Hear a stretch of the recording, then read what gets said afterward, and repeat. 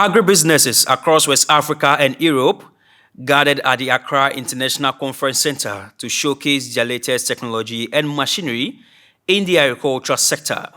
The event, which is the third edition of the Agritech West Africa Exhibition, was organized by Wegvoraus and held under the auspices of the Ministry of Food and Agriculture and with the backing of the Ministry of Trade and Industry.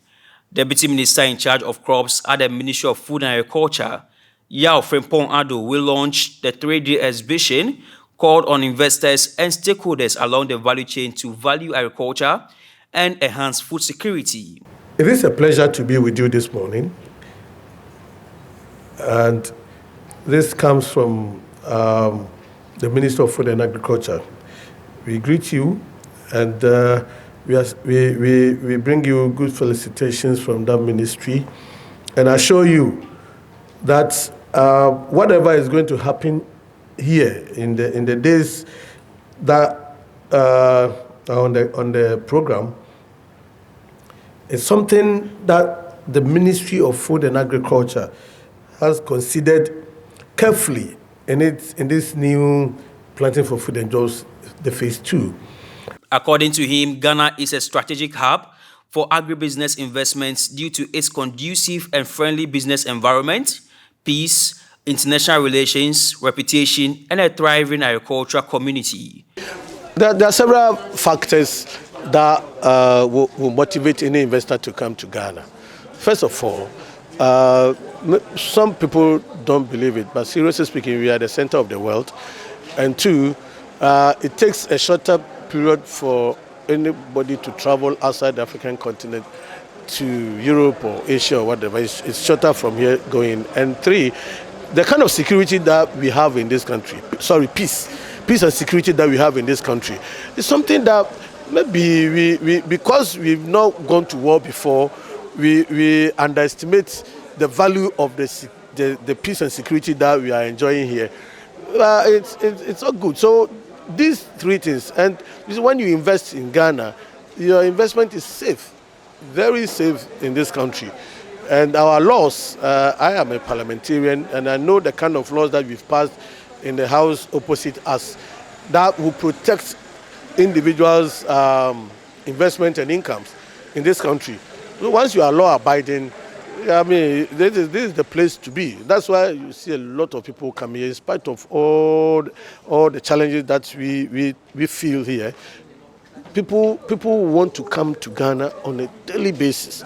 So the environment is good for investment, and the return on investment is high, and there are limited restrictions in taking your investment or profit back to whichever country you come from.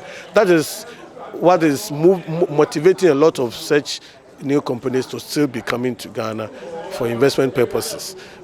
Additionally, the Deputy Minister elaborated on the mandate of the second phase of the Planting for Food and Jobs policy, supporting small and medium enterprises in food processing.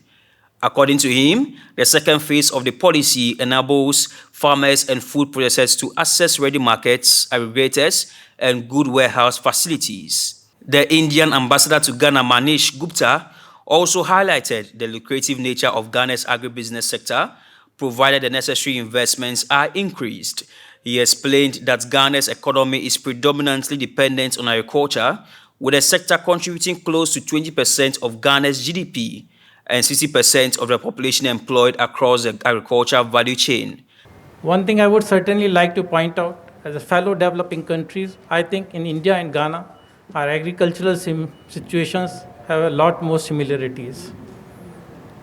For our friends from India who are here, they know very well that almost agriculture contributes 20% of India's GDP, with just around 45% of the Indian population dependent on the agriculture sector.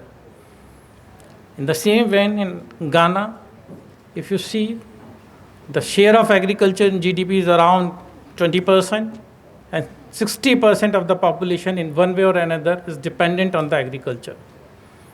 So, and our agroclimatic situations are also very, very similar over here. And the challenges also the farmers face, to say the least, they are also identical, in terms of land holdings, in terms of irrigation facilities, in terms of post-harvest, and all these challenges.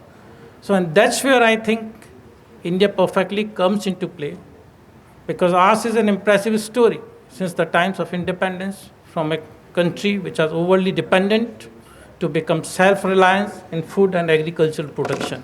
According to him, the Indian government is dedicated to forging partnerships with Ghana to promote economic development through agribusiness. He commended the efforts of the government, farmers, and stakeholders across the agricultural value chain for enhancing food security.